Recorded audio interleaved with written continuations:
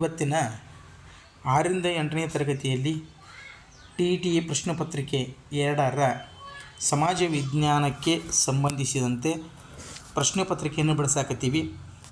ಈ ಪ್ರಶ್ನೆ ಪತ್ರಿಕೆ ಮೊದಲು ನಾವು ಏನಪ್ಪ ಅಂತಂದ್ರೆ ಪರೀಕ್ಷೆಗೆ ಹಾಜರಾದ ತಕ್ಷಣದಲ್ಲಿ ಪ್ರಶ್ನೆ ಪತ್ರಿಕೆಯನ್ನು ಅವಲೋಕನ ಸರಿಯಾಗಿ ಮಾಡಿದ್ದೀವಿ ಅಂತಂದ್ರೆ ಹೆಚ್ಚಿನ ಅಂಕವನ್ನು ಗಳಿಸಲಿಕ್ಕೆ ಸಾಧ್ಯ ಅದ.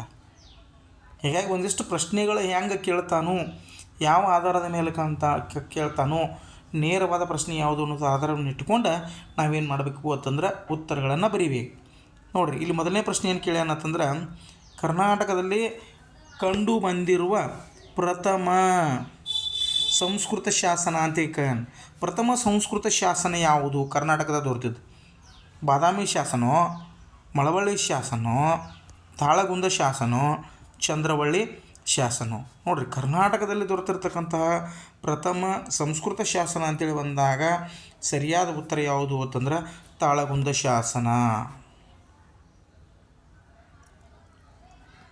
ಯಾವುದು ಸರಿಯಾದ ಉತ್ತರ? ತಾಳಗುಂದ ಶಾಸನ ಅಂತಕ್ಕಂಥದ್ದು. ನೆಕ್ಸ್ಟ್ ನಾವು ಎರಡನೇ ಪ್ರಶ್ನೆಯನ್ನು ಇಲ್ಲಿ ನೋಡೋದಾಯಿತು ಅಂತಂದ್ರೆ, ಮೊದಲನೇದು ತಾಳಗುಂದ ಆಯಿತು. ಎರಡನೇ ಪ್ರಶ್ನೆ, ಒಂದು ಪಟ್ಟಿಯನ್ನು ಕೊಟ್ಟಾರೆ, ಇಲ್ಲಿ ಹೊಂದಿಸಿ ಬರೀರಿ ಅಂತೇಳಿ. ಸರಿಯಾದ ಉತ್ತರವನ್ನು ನಾವು ಏನು ಮಾಡಬೇಕು ಅಂತಂದ್ರೆ ಹೊಂದಿಸಿ ಬರೀಬೇಕು. ಮೊದಲನೇದು ಏನೈತಿ? ಗಡಿನಾಡ ಗಾಂಧಿ ಅಂತೇಳಿ ಕೊಟ್ಟಾರೆ. ಗಡಿನಾಡ ಗಾಂಧಿ ಅಂತೇಳಿ ಬಂದಾಗ ಖಾನ್ ಅಬ್ದುಲ್ ಗಫರ್ ಖಾನ್ ಇದು ಒಂದನೇ ಆಯ್ಕೆ. ಲೋಕ ನಾಯಕ ಅಂತೇಳಿ ಬಂದಾಗ ಜಯಪ್ರಕಾಶ್ ನಾರಾಯಣ್ ಅಂತಕ್ಕಂಥದ್ದು. 3 ದೇಶಬಂಧು ಯಾರು? ಚಿತ್ತರಂಜನ್ ದಾಸ್ ಅಂತಕ್ಕಂಥದ್ದು.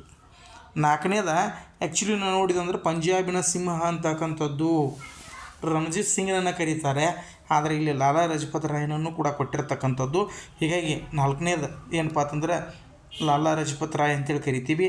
ಹೀಗಾಗಿ ಆಪ್ಷನ್ಸ್ಗಳನ್ನು ನಾವು ಗಮನದ ಹರಿತಿದಾಗ ಇದು 1, 2ನೇ ಜಯಪ್ರಕಾಶ್ ನಾರಾಯಣ್, 3 ಚಿತ್ತರಂಜನ್ ದಾಸ್, 4 ಲಾಲಾ ಲಜಪತ್ ರಾಯ್.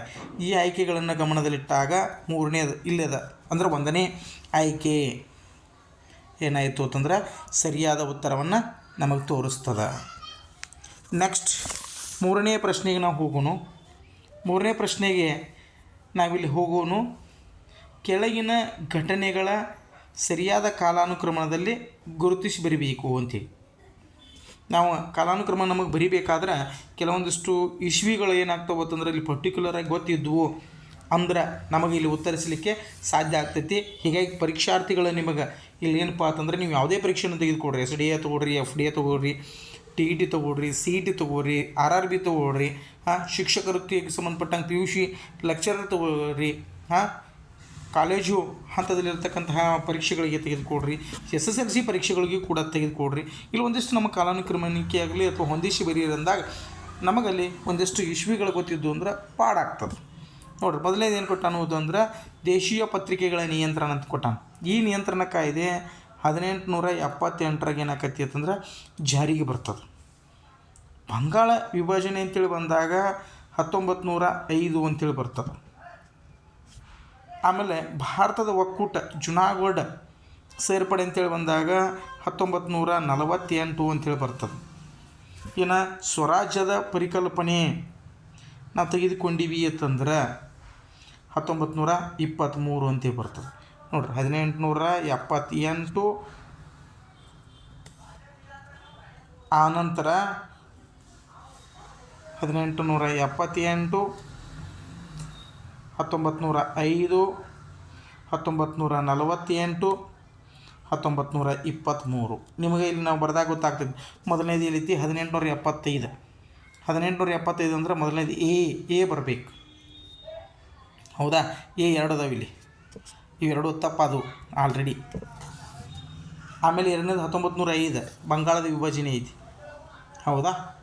ಬಂಗಾಳದ ವಿಭಜನೆಯೇ ಬರ್ತದೆ. ಬಿ ಕರೆಕ್ಟ್ ಅದ, ಇದು ಬಿ ಕರೆಕ್ಟ್ ಅದ. 3ನೇದು ಏನಪ್ಪ ಅಂತಂದ್ರೆ 1923 ಬರಬೇಕು.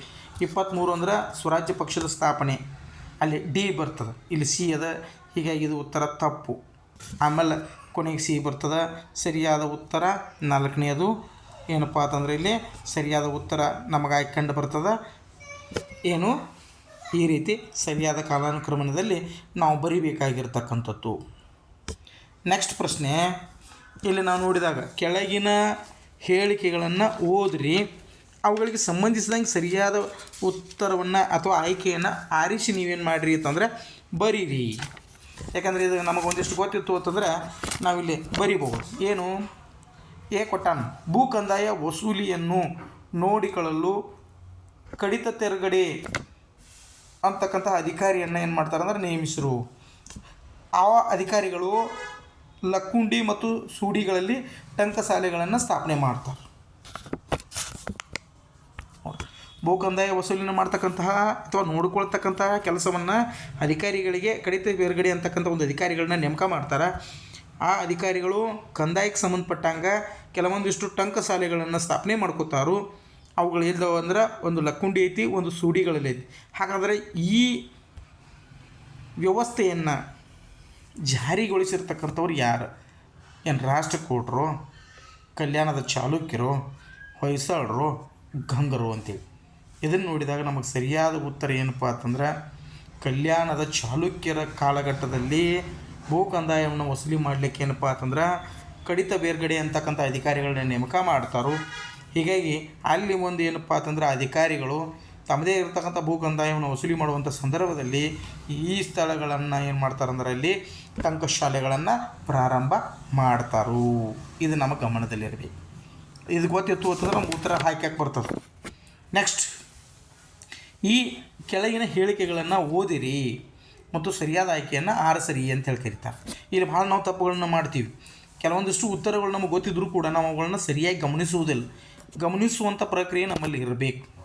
ನೋಡ್ರಿ ಹೆಂಗೆ ಅನ್ನೋದು, ಗೌತಮ ಬುದ್ಧನ ಮೊಟ್ಟ ಮೊದಲ ಬೋಧನೆಯು ಧರ್ಮಚಕ್ರ ಪ್ರವರ್ತನ ಅಂತೇಳಿ ಕರೀತಾರೆ. ಸರಿ ಐತಿ ಅದು. ಯಾಕಂದ್ರೆ ಸಾರನಾಥನವುಗಳಿಗೆ ಗೌತಮ ಬುದ್ಧ ಮೊಟ್ಟ ಮೊದಲ ಬೋಧನೆಯನ್ನು ಮಾಡ್ತಾನೆ. ಹೀಗಾಗಿ ಅದನ್ನು ಧರ್ಮಚಕ್ರ ಪ್ರವರ್ತನ ಅಂತೇಳಿ ಕರೀತಾರೆ. ಇನ್ನು ಎರಡನೇದು, ಗೌತಮ ಬುದ್ಧನು ಪಂಚಪ್ರತಿಜ್ಞೆಗಳನ್ನು ಬೋಧಿಸಿದ. ಪಂಚಪ್ರತಿಜ್ಞೆಗಳನ್ನು ಬೋಧನೆ ಮಾಡೋಂಗಿಲ್ಲ ನಾವು. ಮೂರನೇದು, ವರ್ಧಮಾನ ಮಹಾವೀರನು ಅಷ್ಟಾಂಗೀಯ ಮಾರ್ಗಗಳನ್ನು ಬೋಧಿಸಿದನು. ಇದು ತಪ್ಪು. ಯಾಕಂದ್ರೆ ಬುದ್ಧಿದ್ದವ ಅಷ್ಟಾಂಗೀಯ ಮಾರ್ಗವನ್ನು ಬೋಧನೆ ಮಾಡ್ತಾನೆ, ವರ್ಧಮಾನ ಮಹಾವೀರದವ ಪಂಚಪ್ರತಿಜ್ಞೆಗಳನ್ನು ಬೋಧನೆ ಮಾಡ್ತಾನೆ. ನೀವು 8ನೇ ತರಗತಿಗೆ ಸಂಬಂಧಪಟ್ಟಂಗೆ ಜೈನ ಮತ್ತು ಬೌದ್ಧ ಧರ್ಮಗಳನ್ನು ತೆಗೆದು ನೋಡ್ರಿ ಅಂತಂದ್ರೆ ಅಲ್ಲಿ ಏನಪ್ಪ ಅಂತಂದ್ರೆ ಪ್ರಮುಖವಾಗಿ 5 ಬರ್ತಾವೆ. ಮಹಾವೀರ್ ಹೇಳಿರ್ತಕ್ಕಂಥದ್ದು ಅಹಿಂಸೆ, ಆಮೇಲೆ ಸತ್ಯ ನುಡಿದಿರ್ತಕ್ಕಂಥದ್ದು, ಆಮೇಲೆ ಕದಿಯದಿರತಕ್ಕಂಥದ್ದು, ಬ್ರಹ್ಮಚರ್ಯ ಪಾಲನೆ, ಹೀಗೆ 5 ರೀತಿಯಾಗಿರ್ತಕ್ಕಂಥ ಒಂದು ಪಂಚಪ್ರತಿಜ್ಞೆಗಳನ್ನು ಏನು ಮಾಡ್ತಾನೆ ಅಂತಂದ್ರೆ ವರ್ಧಮಾನ ಮಹಾವೀರ್ ಹೇಳಿದರೆ, ಗೌತಮ ಬುದ್ಧ ಏನು ಮಾಡಿದ ಅಂತಂದ್ರೆ ಅಷ್ಟಾಂಗೀಯ ಮಾರ್ಗಕ್ಕೆ ಹೇಳ್ತಾನೆ. ಒಳ್ಳೆಯ ಮಾತಾಡ್ರಿ, ಒಳ್ಳೆಯ ನಡತಿಟ್ಕೊಡ್ರಿ, ಒಳ್ಳೆಯ ಬದುಕಿಟ್ಕೊಡ್ರಿ, ನೋಡ್ರಿ ಒಳ್ಳೆಯ ಆಲೋಚನೆಗಳನ್ನ ಇಟ್ಕೊಡ್ರಿ, ಒಳ್ಳೆಯ ಸನ್ನಡತೆ ಒಳಗೆ ಬರ್ರಿ. ಈ ರೀತಿ 8 ಪ್ರಮುಖವಾಗಿರ್ತಕ್ಕಂಥ ಅಷ್ಟಾಂಗ ಮಾರ್ಗವನ್ನು ಬೋಧಿಸ್ತಾನೆ. ಹೀಗಾಗಿ ಇವೆರಡೂ ಕೂಡ ತಪ್ಪು. ಅದು ಇಲ್ಲ ಆಲ್ರೆಡಿ.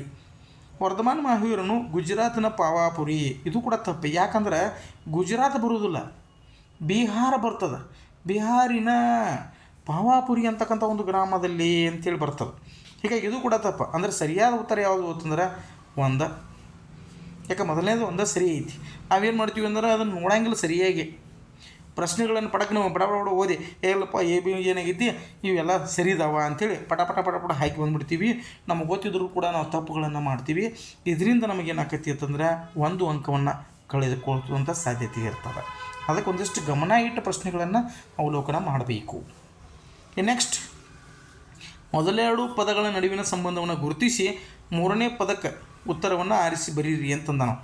ಸಹನಾಯಿ ಮಂಡಿ ಅಂತಕ್ಕಂಥದ್ದು ಅಲ್ಲಾವುದ್ದೀನ್ ಖಿಲ್ಜಿ ಏನು ಮಾಡ್ತಾನೆ ಅಂತಂದ್ರೆ ವ್ಯಾಪಾರದ ನಿಟ್ಟಿನೊಳಗಡೆ ಅಧಿಕಾರಿಗಳನ್ನು ನೇಮಕ ಮಾಡ್ತಾನೆ. ಹಂಗೆ 40 ಸರ್ದಾರರ ಕೂಟ ಅಂಥೇಳಿ ಒಂದು ನೇಮಕ ಅಂಥೇಳಿ ಒಂದು ಇದನ್ನು ಮಾಡ್ಕೊತಾರೆ, ಸಂಘವನ್ನು ಮಾಡ್ಕೋತಾರೆ. ಅದು ಯಾರಿಗೆ ಸಂಬಂಧಪಟ್ಟಿದ್ದು? ಇಲ್ತಮಿಷನ್ಸ್ ಕಾಲಕ್ಕೆ ವ್ಯಕ್ತಿಗೆ ಸಂಬಂಧಪಟ್ಟದ್ದು, ಅಥವಾ ಗಿಯಾಸುದ್ದೀನ್ ಬಲ್ಬನ್ಗ ಒಂದು ವ್ಯಕ್ತಿಗೆ ಸಂಬಂಧಿಸಿದ್ದು, ಮೊಹಮ್ಮದ್ ಬಿನ್ ತುಘಲಕ್ಗೆ ಸಂಬಂಧಪಟ್ಟಿದ್ದು, ಕುತುಬುದ್ದೀನ್ ಐಬಕ್ಗೆ ಸಂಬಂಧಪಟ್ಟಿದ್ದು. ನೋಡಿ, ಕುತುಬುದ್ದೀನ್ ಐಬಕ್ ಅಂತರೂ ಆಗೋಕ್ಕೆ ಸಾಧ್ಯ ಇಲ್ಲ. ಯಾಕಂದರೆ ನೀವು 40 ಸರ್ದಾರ ಕೂಟ ಅಂತೇಳಿ ನೇಮಕನ ಮಾಡಲಿಲ್ಲ. ಇನ್ನು ಮೊಹಮ್ಮದ್ ಬಿನ್ ತುಘಲಕ್ ಇವನು ಕೂಡ ಏನಪ್ಪ ಅಂತಂದ್ರೆ ತುಘಲಕ್ ಸಂತತಿಯಲ್ಲಿ ಇರ್ತಕ್ಕಂಥ ಪ್ರಮುಖ ದೊರೆ. ಇವ್ನು ಹುಚ್ಚ ರಾಜ ಅಂತೇಳಿ ಕರೀತಾರೆ. ಆದರೆ 40 ಸರ್ದಾರರ ಕೂಟದ ವ್ಯಕ್ತಿ ಅಂತೇಳಿ ಕರೀದಿಲ್ಲ. ಇನ್ನು ಇಲ್ತಮಿಷ್ ಏನಪ್ಪ ಅಂತಂದ್ರೆ ಈ ಕುತುಬುದ್ದೀನ್ ಐಬಕನ ಏನಪ್ಪ ಅಂತಂದ್ರೆ ಅಲ್ಲಿ ಕೈ ಕೆಳಗಿರ್ತಕ್ಕಂಥ ರಾಜ. ಹೀಗಾಗಿ ಇದು ಕೂಡ ಅಲ್ಲ. ಉತ್ತರ ಯಾವುದು? ಗಿಯಾಸುದ್ದೀನ್ ಬಲ್ಬನ್. ಹೀಗಾಗಿ ಗಿಯಾಸುದ್ದೀನ್ ಬಲ್ಬನ್ ಉತ್ತರವನ್ನು ಸರಿ ಹಾಕಬೇಕು. ನೆಕ್ಸ್ಟ್ ನಾವು ನೋಡೋದಾದರೆ ಇಲ್ಲಿ ಕೊಟ್ಟಿರುವ ಹೇಳಿಕೆಗಳನ್ನು ಓದಿರಿ ಮತ್ತು ಸರಿಯಾದ ಆಯ್ಕೆಯನ್ನು ಉತ್ತರಿಸಿರಿ ಅಂತೇಳಿ ನೋಡಿರಿ. ಇಲ್ಲಿ ಪ್ರಶ್ನೆ ಏನು ಕೊಟ್ಟಾರೆ ಅಂದರೆ ಪ್ರತಿಪಾದನೆ ಶೇರ್ ಶಾನ ಮೂಲ ಹೆಸರು ಗಿಯಾಸುದ್ದೀನ್. ಸಮರ್ಥನೆ ಏನು ಮಾಡ್ಕೋತಾನಂತಂದ್ರೆ ಶೇರ್ ಶಾನು ಬಹರ್ ಖಾನ್ ಲೋಹನಿಯ ಸೇವೆಯಲ್ಲಿದ್ದಾಗ ಒಬ್ಬನೇ ಹುಲಿಯನ್ನು ಕೊಂದು ಶೇರ್ ಖಾನ್ ಎಂಬ ಬಿರುದನ್ನು ಪಡೆದನು. ನೋಡಿರಿ ಮೂಲ ಹೆಸರು ಇಲ್ಲಿ ಮುಖ್ಯವಾಗಿ ನಾವು ನೋಡೋದಾದರೆ ಶೇರ್ ಶಾನ ಮೂಲ ಹೆಸರು ಗಿಯಾಸುದ್ದೀನ್ ಅನ್ನೋಕ್ಕಿಂತನೂ ಅಲ್ಲೇನಪ್ಪ ಅಂತಂದ್ರೆ ಫರೀದ್ ಅಂತೇಳಿ ಬರ್ತದೆ. ಹೀಗಾಗಿ ಇದು ತಪ್ಪು. ಶೇರ್ ಶಾ ಬಹರ್ ಖಾನ್ ಲೋಹಿನಿಯ ಸೇವೆಯಲ್ಲಿದ್ದಾಗನ ಒಂದು ಹುಲಿಯನ್ನು ಕೊಲ್ತಾನ ಒಬ್ಬನೇ, ಹೀಗಾಗಿ ಅವ್ನಿಗೆ ಶೇರ್ ಖಾನ್ ಅಂತೇಳಿ ಬಿರುದು ಬರ್ತದೆ. ಹೀಗಾಗಿ ತಪ್ಪು, ಆರ್ ಸರಿ ಅಂತಕ್ಕಂಥ ಉತ್ತರವನ್ನು ನಾವು ಇಲ್ಲಿ ಹಾಕ್ತೀವಿ. ಯಾಕಂದರೆ ಎರಡೂ ಸರಿ ಆಗಂಗಿಲ್ಲ, ಅಲ್ಲಿ ಒಂದು ತಪ್ಪದ, ಸರಿಯಾದ ಸಮರ್ಥನೆ ಆದರೆ ಆಗೋದಿಲ್ಲ. ಇನ್ನು ಎರಡು ಮತ್ತು ಆರ್ಗಳು ಎರಡೂ ತಪ್ಪದವ ಎರಡೂ ಸರಿ ಇದಾವ ತನಕಾಗಂಗಿಲ್ಲ. ಹೀಗಾಗಿ ಸಮರ್ಥನೆ ಅಲ್ಲ ಅಂತೇಳಿ ಕೂಡ ಹಾಕಲ್ಲ. ಯಾಕಂದರೆ ಇಲ್ಲಿ ಒಂದು ಸರಿಯಾದ ಒಂದು ತಪ್ಪದ ನೋಡಿ. ಸರಿ ಮತ್ತು ಆರ್ ತಪ್ಪು ಅಂತ ಇದು ಕೂಡ ಆಗಲ್ಲ. ಹೀಗಾಗಿ 4ನೇ ಉತ್ತರ ಸರಿಯಾಗಿ ಬರ್ತದೆ. ಹೀಗಾಗಿ ಸರಿ ಉತ್ತರ 4. ನೆಕ್ಸ್ಟ್ ಬರ್ತಕ್ಕಂಥದ್ದು ಯಾವುದಪ್ಪ ಅಂತಂದ್ರೆ ಪಟ್ಟಿ 1 ಮತ್ತು 2ರೊಂದಿಗೆ ಹೊಂದಿಸಿ ಬರೆಯುವಂಥ ಕೆಲಸವನ್ನು ಕೊಡ್ತಾನೆ. ಇಲ್ಲಿ ಭಾಳ ಒಂದಿಷ್ಟು ನಮ್ಗೆ ಗಮನ ಇತ್ತು, ನಮಗೂ ಒಂದಿಷ್ಟು ಇಲ್ಲಿ ಗೊತ್ತಿತ್ತು ಅಂತಂದರೆ ನಾವು ಸರಿಯಾದ ಉತ್ತರವನ್ನು ಬರೀಲಿಕ್ಕೆ ಸಾಧ್ಯ ಅದ. ಇರಲಿಲ್ಲ ಅಂತಂದ್ರೆ ಬರೋದಿಲ್ಲ. ಹಾಗಾದರೆ ನೋಡಿರಿ 10ನೇ ತರಗತಿಗೆ ಸಂಬಂಧಪಟ್ಟಂಗೆ ಪ್ರಶ್ನೆ ಬರ್ತದೆ. ಈ ಪ್ರಶ್ನೆ ಬರೋದು 10ನೇ ತರಗತಿಗೆ ಸಂಬಂಧಪಟ್ಟಂಗೆ ಹಿಂದೂಸ್ತಾನದಲ್ಲಿರುವ ಪ್ರತಿಯೊಬ್ಬ ಮೂಲ ನಿವಾಸಿ ಭ್ರಷ್ಟ ಯಾರಂತಾರೆ ಅಂತಂದ್ರೆ ಲಾರ್ಡ್ ಕಾರ್ನ್ವಾಲಿಸ್. ಇದು 1ನೇದು. ಹಿಂದೂಸ್ತಾನದಲ್ಲಿರುವ ಪ್ರತಿಯೊಬ್ಬ ಮೂಲ ನಿವಾಸಿಯೂ ಭ್ರಷ್ಟ ಅಂಥೇಳಿ ಲಾರ್ಡ್ ಕಾರ್ನ್ವಾಲಿಸ್ ಏನು ಮಾಡ್ತಾನಂದ್ರೆ ಹೇಳ್ತಾನೆ. 2ನೇದು ಭಾರತದ ರೈತರು ಸಾಲದಲ್ಲಿ ಹುಟ್ಟಿ ಸಾಲದಲ್ಲಿ ಬದುಕಿ ಸಾಲದಲ್ಲಿ ಸತ್ರು ಅಂಥೇಳಿ ಚಾರ್ಲ್ಸ್ ಮೆಟ್ಕಾಫ್ ಅಂತಕ್ಕಂತಹ ವ್ಯಕ್ತಿ ಏನು ಮಾಡ್ತಾನಂದ್ರೆ ಇಲ್ಲಿ ಹೇಳ್ತಾನೆ. ಅನಂತರ ಬ್ರಿಟಿಷ್ ಈಸ್ಟ್ ಇಂಡಿಯಾ ಕಂಪನಿಯಿಂದ ಬ್ರಿಟಿಷ್ ಸರ್ಕಾರ ಪಡೆಯುತ್ತಿದ್ದ ತೆರಿಗೆ ನಾವು ಅಪರಾಧ ತೆರಿಗೆ ಅಂಥೇಳಿ ಎಡ್ಮಂಡ್ ಬರ್ಕ್ ಏನು ಮಾಡಿದ ಅಂತಂದರೆ ಇಲ್ಲಿ ಹೇಳ್ತಾನೆ. ಹೀಗಾಗಿ 3ನೇ ಪ್ರಶ್ನೆಗೆ ಏನಪ್ಪ ಅಂತಂದರೆ ಇಲ್ಲಿ ಪಾಯಿಂಟ್ ಎಡ್ಮಂಡ್ ಬರ್ಕ್ ಆಯಿತು. ಇನ್ನು 4ನೇದು ಕಾಂಗ್ರೆಸ್ ಇಂದು ಭಾರತದೊಳಗಡೆ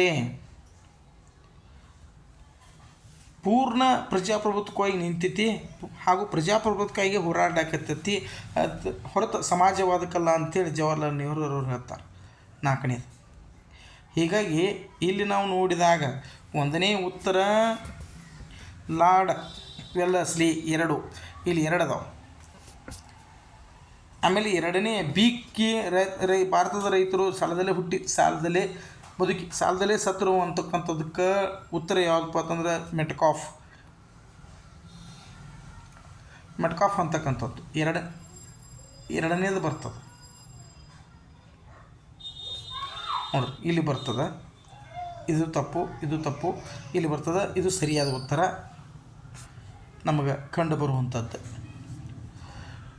ಯಾಕಂದರೆ 2ನೇದು ಲಾರ್ಡ್ ವೆಲ್ಲಸ್ಲಿ ಐತಿ, 4ನೇದು ಚಾರ್ಲ್ಸ್ ಮೆಟ್ಕಾಫ್ ಅದ, ಆನಂತರ 3ನೇದು ಯಾರು ಬಂದರು?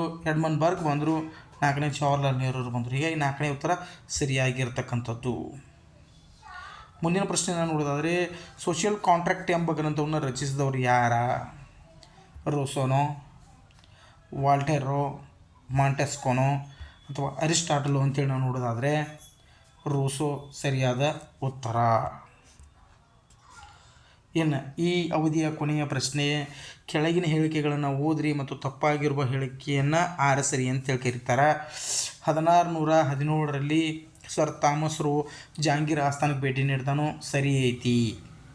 ಫ್ರೆಂಚ್ ಈಸ್ಟ್ ಇಂಡಿಯಾ ಕಂಪನಿಯು ತನ್ನ ಪ್ರಪ್ರಥಮ ಫ್ಯಾಕ್ಟರಿಯನ್ನು 1668ರಲ್ಲಿ ಮಚಿಲಿಪಟ್ಟಣ, ತಪ್ಪು. ಯಾಕಂದರೆ ಇಲ್ಲಿ ಮಚಿಲಿಪಟ್ಟಣದಾಗಲ್ಲ, ಸೂರತ್ನಲ್ಲಿ ಪ್ರಾರಂಭ ಮಾಡ್ತಾರೆ. ಮೊದಲ ಕರ್ನಾಟಕ ಯುದ್ಧ ಅಂತ್ಯಗೊಂಡದ್ದು ಎಕ್ಸ್ಲಾ ಚಾಫೆಲ್ ಅಂತಕ್ಕಂಥ ಯುದ್ಧದೊಂದಿಗೆ, ಸರಿ ಉತ್ತರ. 4ನೇದು 2ನೇ ಶಾ ಆಲಂ ಬಂಗಾಳದ ಮೇಲಿನ ದಿವಾನಿ ಹಕ್ಕನ್ನು ಬ್ರಿಟಿಷ್ ಈಸ್ಟ್ ಇಂಡಿಯಾ ಕಂಪನಿಗೆ ನೀಡಿದನು, ಇದು ಕೂಡ ಸರಿಯಿದೆ. ಇಲ್ಲಿ 2ನೇ ಉತ್ತರ ಸರಿಯಾಗಿರುವಂಥದ್ದು. ಯಾಕಂದರೆ ಸೂರತ್ನೊಳಗೆ ಪ್ರಪ್ರಥಮವಾಗಿರ್ತಕ್ಕಂಥ ಮಳಿಗೆಯನ್ನು ಸ್ಥಾಪನೆ ಮಾಡ್ತಾರೆ. ಇಲ್ಲಿವರೆಗೆ ನಾವು ಒಂದಿಷ್ಟು ಪ್ರಶ್ನೆ ಪತ್ರಿಕೆಗಳನ್ನು ಬಿಡಿಸಿದ್ದೀವಿ. ನಮಗೆ ವಿದ್ಯಾರ್ಥಿಗಳಾಗಿ ಪರೀಕ್ಷೆಗಳನ್ನು ಬರೆಯುವಾಗ ಪರೀಕ್ಷೆಯ ಪತ್ರಿಕೆಯ ಮೇಲೆ ಒಂದಷ್ಟು ಗಮನ ಇರಬೇಕು. ನಾವೇನು ಪರೀಕ್ಷೆಯೊಳಗೆ ಅಂಕ ಗಳಿಸೋದಂದ್ರೆ ಮೊದಲಲ್ಲಿ ಪ್ರಶ್ನೆ ಪತ್ರಿಕೆಯನ್ನು ಅರ್ಥ ಮಾಡ್ಕೊಂಡಿವಿ ಅಂತಂದ್ರೆ ಉತ್ತರಗಳು ನಮಗೆ ಆಟೋಮೆಟಿಕ್ಲಿ ಸಿಕ್ಕೇ ಬಿಡ್ತಾವೆ. ಅದಕ್ಕೆ ಏನಾದರೂ ಗೊಂದಲಗಳಿದ್ದವು ಅಂತಂದ್ರೆ ನಮಗೆ ಕಾಮೆಂಟ್ ಮಾಡಿರಿ, ನಾವು ಅದಕ್ಕೆ ಉತ್ತರಿಸ್ತೀವಿ. ಮುಂದಿನ ಪ್ರಶ್ನೆ ಪತ್ರಿಕೆಯೊಂದಿಗೆ ಮುಂದಿನ ಭಾಗದ ಪ್ರಶ್ನೆ ಪತ್ರಿಕೆಯನ್ನು ನಾವು ಮುಂದಿನ ಅವಧಿ ಒಳಗಡೆ ನಿಮಗೆ ಮುಂದೆ ತೊಗೊಂಡು ಸರಣಿ ಒಳಗಡೆ ಬರ್ತಕ್ಕಂಥ ಕೆಲಸವನ್ನು ಮಾಡ್ತೀವಿ. ಯಾರಾದರೂ ಈ ವಿಡಿಯೋ ಒಂದು ಇಷ್ಟ ಆಯಿತು ಅಂತಂದ್ರೆ ಲೈಕ್ ಮಾಡಿರಿ, ಶೇರ್ ಮಾಡಿರಿ, ಕಾಮೆಂಟ್ ಮಾಡಿರಿ, ನಿಮ್ಮ ಒಂದು ವಿಚಾರಗಳನ್ನ ನಮಗೆ ತಿಳಿಸ್ರಿ ಅಂತ ಹೇಳ್ತಕ್ಕಂಥದ್ದು ಕೆಲಸವನ್ನು ಮಾಡ್ತಾ ಈ ಭಾಗದ ಪ್ರಶ್ನೆ ಪತ್ರಿಕೆಯನ್ನು ಇಲ್ಲಿಗೆ ಮುಗಿಸುತ್ತೇವೆ.